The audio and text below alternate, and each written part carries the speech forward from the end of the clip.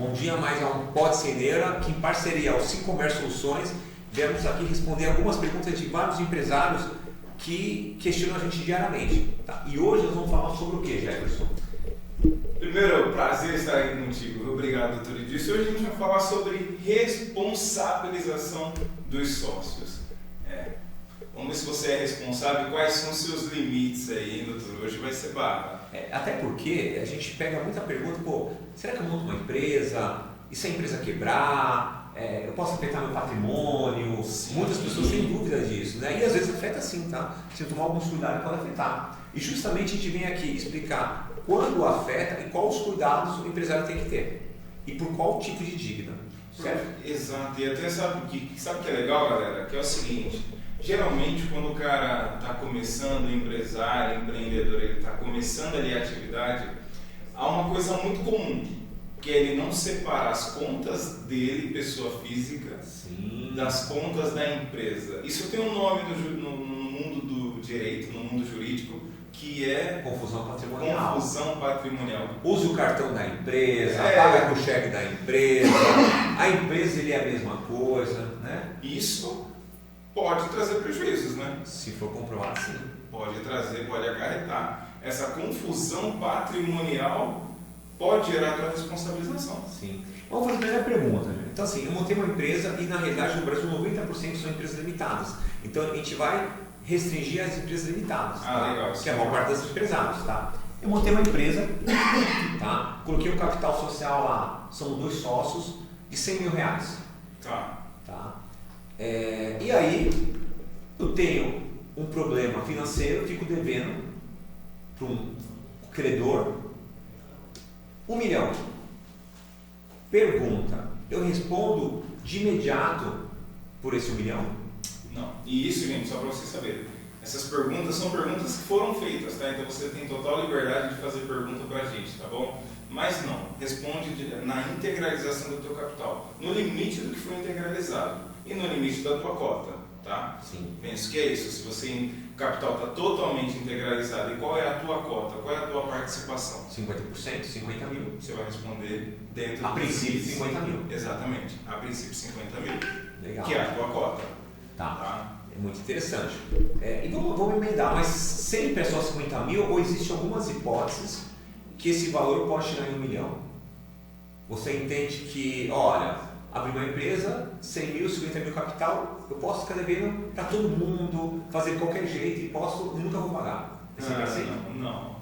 Não, principalmente porque a gente atua em tributário, galera, a gente sabe como que é. Você vai limitar dentro da tua cota, mas se houver o que a gente chama de desconsideração da personalidade jurídica, Sim. e aí acabou, tá? Sim. E aí tem todo um rito processual para isso, mas se a empresa for desconsiderada, pensa comigo, já não há mais uma personalidade jurídica aqui para te proteger, para te blindar dentro do teu patrimônio, dentro do teu limite ali da tua cota. Você concorda? Concordo. E assim, a gente falou de desconsideração da personalidade jurídica, tá? Vamos pensar a princípio de uma relação civil.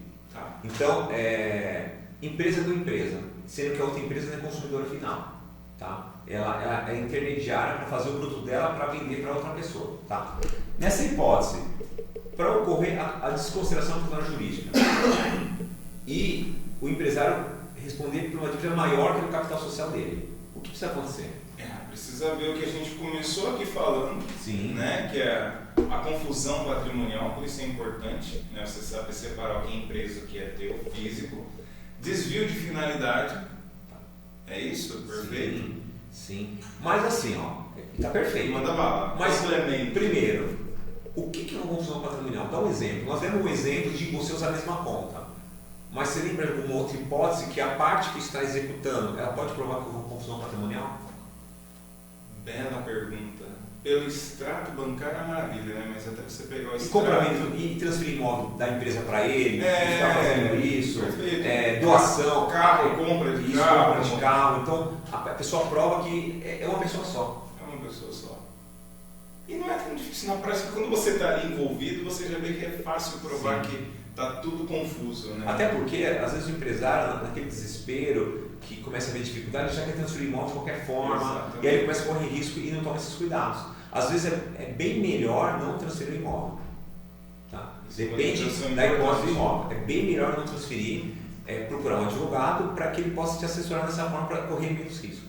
Né? E tem um limite, doutor, na prática, na tua experiência lá no escritório, tem um limite para que esse sócio, para que essa pessoa responda pela dívida? Limite de prazo? Prazo. Tem, mas antes de fazer outra pergunta, Manda, para terminar, completar. Então manda bala. E o que é desvio de finalidade?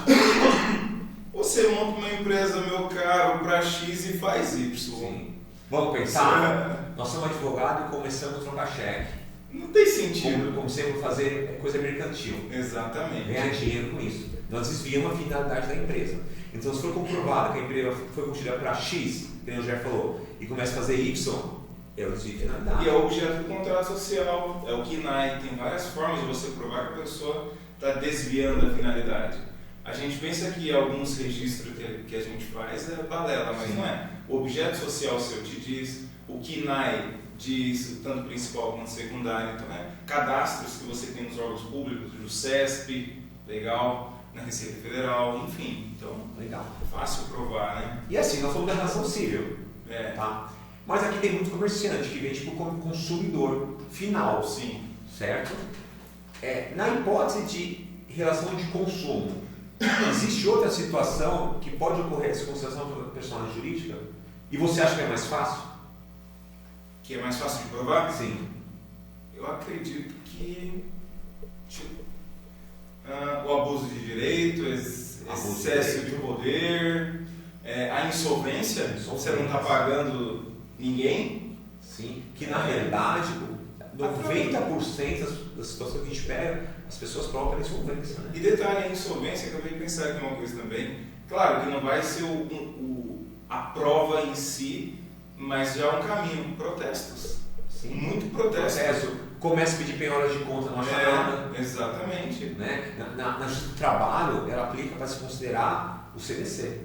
Então é muito comum pedir o bloqueio de conta da empresa, não achar dinheiro e requerer com base na insolvência, falar que a empresa não tem dinheiro. Sim. Tá? Então, assim, sentido. Na relação de consumidor, a insolvência é um argumento muito forte para dar essa concessão. E aí, o que acontece? O empresário não responde apenas pelo capital social, mas sempre pela dívida que ele deve integralmente. Na integralidade. Ou seja, não permite que você burle aí, fique se blindando, se protegendo. Eu acho que, gente, essas informações são fundamentais para te preservar, para te guardar, para te proteger você e teu patrimônio. Legal. Muito bacana. E agora aquela sua pergunta. Então, assim, eu sou uma empresa, tá? E aí eu vou vender ela. Minha empresa está bem, hoje. Quando eu vendo ela, só que ela tem alguns valores a pagar, mas tem a receber. Tá? E eu vendo. Até quanto tempo eu posso responder pela dívida ou sempre? Ele melhorou minha pergunta, mas voltou a pergunta para mim. Pode isso? Pode isso, Arnaldo? Pode isso. Mas legal, então 2 anos. Melhor dizendo, 2 anos da data da alteração no contrato. Da verbação. Da verbação, melhor dizendo. Sim. Da verbação, que é quando você torna público. Sim. Averbou 2 anos. É isso. E assim, imagina a situação, Jefferson. Você fala isso, mas é muito comum quando você vende uma empresa, a pessoa às vezes não transferir e colocando um contrato que assume toda a dívida. Legal. Tá? Ele assume toda, botando o contrato, aí você fica tranquilo e fala, olha, tudo bem. Se ele não pagar, ele assumiu, eu mostro isso para o credor. Acordo de cavalheiros, né? No fio do bigode. Não se preocupa, eu vou pagar. E aí o cara não paga. Mais ou menos essa é a pergunta. E aí vem a dívida para você. E você fala o quê? Opa, ele falou que ia pagar para mim. Não. Gente, a responsabilização, tanto tributária e por infrações, melhor dizendo, essa intenção, esse acordo de cavalheiros não vai servir. Só vale entre as partes. Só vale entre vocês. Sim. Só que o que vai acontecer? Você vai ter que pagar, porque você é o responsável. E aí você vai ter que entrar com uma ação cobrando da pessoa. Cobrando, que a gente chama de ação de regresso, por exemplo. Sim. E pensa numa situação, se a pessoa já não está pagando, existe grande chance de ela não ter dinheiro para lanchar. Não, você não vai receber. Essa então, é a realidade. Numa situação dessa, vou vender a empresa, o que você aconselha? Todas as certidões primeiro, né? De quem está comprando. De quem está comprando. É para ver se o cara está bem solvente. Primeira coisa, todas as certidões para saber se de fato... O histórico dele. O histórico. Acompanhar a verbação. Exato. Já que acompanha a verbação. A gente falou, né? E às vezes até falar que é obrigação sua. Eu vou me comprometer em averbar para não correr o risco de passar tempo. Você mesmo, até porque você não precisa nem de autorização para averbar, né? Sim. Porque você pode pensar, veja a empresa hoje. Isso é muito comum, tá? A gente tem um cliente assim. Já fez 1 ano e meio, ele procurou nós porque não foi averbado. Então, além dos 2 que ele era antes, ele está com mais de 1 e-mail. Então, na realidade, ele está respondendo por 1 ano e meio de dívida que talvez não foi ele que fez, mas por não ter averbado, ele vai responder. Essa é poderosa, essa dica é de milhões, te guarda de milhões. Então, a intenção do agente funciona, seguindo nessa linha. A intenção boa. Eu tenho uma boa intenção, gente. Sou bonzinho. Eu sou bonzinho, conta comigo, confia em mim, eu estou tranquilo. Olha, fisco, eu não sabia que eu não poderia fazer isso. Sim. Tá? E aí eu fui lá e fiz. Mas eu tenho boa intenção, eu sou bom pagador. Isso conta? Não. Não conta? Não levam em consideração a minha boa intenção? Não leva em consideração. Caramba. Isso está falando muito em FIF. A gente falou da relação civil, acabamos vindo do e a gente falou do FIF, que na realidade o escritório, a nossa especialidade é tributária, uma área bem forte tributária, a gente pega muito responsabilidade de sócio. E na área tributária, as pessoas, o sócio responde pela dívida, porque é muito comum perguntar, as pessoas perguntarem para mim, olha, a empresa deve, pronto, eu devo. A dívida da empresa é minha dívida. É assim que funciona? Não é assim. Principalmente se, olha só, você pegou a nossa dica de início aqui, você não faz confusão patrimonial, isso já ajuda bastante. Porque isso já vai colocar na tua cacholinha, na tua cabeça, que dívida da empresa é dívida da empresa. Dívida do sócio é dívida do sócio. E o sócio não sai respondendo assim imediatamente, de qualquer modo. Exceto se você fraudar a lei, exceto se você agir com intenção de lesionar o fisco mesmo. E tem que ser provado, né? Tem que ser provado, porque não pode ser presumido. Sim. Tá? Eu acho que você fez, eu acho que não existe para efeito de responsabilização. Então, basicamente... Mas tem uma coisa que a gente sempre pega no escritório e o sócio responde. Porque assim, a gente pega muito um cliente que por causa de dificuldade financeira, por causa de alguma economia, ele ouve de alguém e fala assim, some. E a gente ouve, some. Fecha a porta e some. E a pessoa literalmente some. Tá? Exatamente. Essa é a hipótese de sumir para não ser encontrado na empresa, porque não quer ser notificado, ele quer correr. Como o direito é chamado isso? No direito isso é chamado de dissolução, que é você encerrar, irregular. E essa dissolução irregular, meu amigo, eu sinto lhe dizer, esse baixo fecha a porta foi só para você. Então vamos pensar aquele exemplo possível trazer agora. Eu sou uma empresa limitada que tem um capital de 100 mil, tá. E eu devo lá 1 milhão de tributo. Eu devo 1 milhão, não estou conseguindo pagar, e alguém, um passarinho falou para mim, olha, corre no mundo, vaza. E você vazou, a fazenda entra com a execução, manda um AR, você vai encontrado e vai para a justiça e vê lá que alugando, a empresa não está mais aqui. E aí, o que acontece? Por quanto você vai responder? Pela dívida na integralidade. Então, pela dívida toda. Dissolução irregular quando é encontrado uma empresa regularmente no endereço. Exato. Então, gente, fica a dica aqui, fica a dica. Não feche as portas e suma no mapa, porque a dívida ela vai te alcançar. Sim, com certeza. Com certeza. Tá? Não, essa é a dica. E assim, eu vou falar que essa matéria do escritório, se a gente tivesse que linkar o que a gente mais pega, é uma que a gente mais pega. Só se respondendo por dívida. Tá? Porque assim, quando a empresa tem uma dívida, a dívida pode vir 10 milhões. É da empresa, né, do sócio. Então o sócio pode vender o patrimônio dele, pode desfazer. Porém, a hora que houver dissolução irregular ou algum problema que o sócio é incluído na dívida, o sócio fica responsável por 10 milhões. Sim. E aí provavelmente esse patrimônio dele, ele não vai vender mais. Porque ninguém vai comprar algum imóvel que ele vai vender, ele na realidade não vai fazer mais nada. Ou ele vai quitar essa dívida. Exatamente. Tá? Ou ele vai ter que esperar talvez uma prescrição, mas assim, ele vai ficar por um bom tempo no limbo, né? Mas doutor, agora uma coisa que é legal, eu não sei nem se eu poderia, viu gente? Não é como eu estar no ao vivo a gente pode tudo. Uma pergunta, né? Porque assim, a gente está no estado de São Paulo, para quem está assistindo aqui que é de São Paulo, e a gente está falando de dívida, de responsabilização. Pergunta, o estado sempre cobra certo? posso ficar tranquilo. 1 milhão. Devo 1 milhão, não preciso contestar, não preciso questionar, porque o Estado não erra. Isso é real. Isso é folclore, né? A gente pega muita dívida do Estado, está fazendo muito errado. E bastante errado. Então, assim, vale a pena analisar a dívida. Então, se você está assistindo, você quer dizer para mim, melhor, se ele está assistindo, tem uma dívida de ICMS no estado de São Paulo, você entende que ele consegue reduzir essa dívida? Bastante, depende de qual período, de quando que é, mas bastante. Tem clientes no nosso escritório que reduziu 80%. Né? Então você está falando que o cara vai pagar você por 20%, 20%, né?